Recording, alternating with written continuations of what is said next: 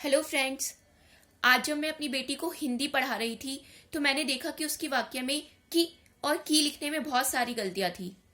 क्या आपका बच्चा भी ऐसी ही गलतियां करता है? तो आप क्या करते हैं उसकी इस गलती को सुधारने के लिए? देखिए मैंने क्या किया अपने बच्चे की इस गलती को सुधारने के लिए।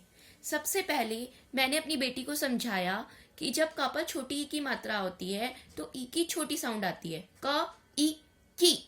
और जब क पर बड़ी ई की मात्रा होती है तो ई की बड़ी साउंड आती है, क ई की।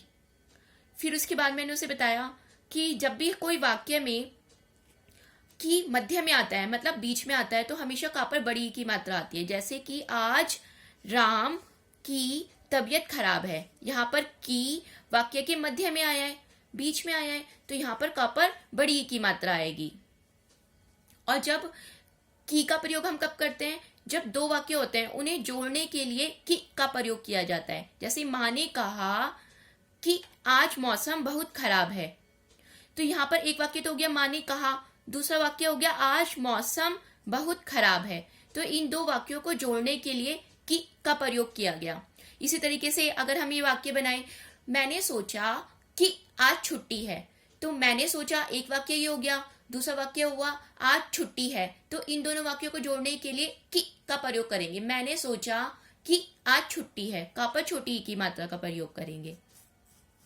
तो इस तरह से हम बच्चों को बहुत सारे एग्जाम्पल्स दे सकते हैं, बहुत सारे उदाहरण दे सकते हैं, जिससे कि उन्हें ये इन दोनों का डिफरेंस बहुत अच्छे से समझ में आए। फिर हम उन्हें एक एक्टिविटी करा सकते हैं, जैसे कि हम उनकी कोई भी पुरानी हिंदी की बुक ले सकते हैं और हम उन्हें कह सकते हैं कि वो उसमें जहां पर भी का पर छोटी ई की मात्रा आई है उन वाक्यों को अंडरलाइन करे, और जहां पर का पर बड़ी ई की मात्रा आई है उन्हें भी अंडरलाइन करे। जैसे कि यहाँ पर लिखा है, किसान ने उसे प्यार करते हुए कहा कि वह रोए नहीं। यहाँ पर दो वाक्य हैं, किसान ने उसे प्यार करते हुए कहा और दूसरा वाक्य वह रोए नहीं। तो इन दो वाक्यों को जोड़ने के लिए की का प्रयोग किया गया। इसी तरीके से जैसे ये है, बेटा डरने की कोई बात नहीं है, तो यहाँ पर वाक्य के मध्य में वाक्य के बीच में की आ रहा है, तो का पर बड़ी की मात्रा का प्रयोग किया गया, बेटा डरने की कोई बात नहीं है।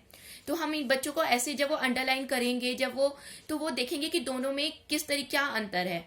फिर उसके बाद इस तरह की एक्टिविटी कराने के बाद हम उन्हें बोल सकते हैं कि बेटा तुम अपने आप से ऐसे वाक्य बनाओ जिसमें की आए और की आए। जब वो अपने आप से ऐसे वाक्य बनाएंगे तो इसका मतलब है कि वो अब अप्लाई कर पा रहे हैं, जो नॉलेज उन्होंने गेन करी है वो अब उसे अप्लाई कर पा रहे हैं।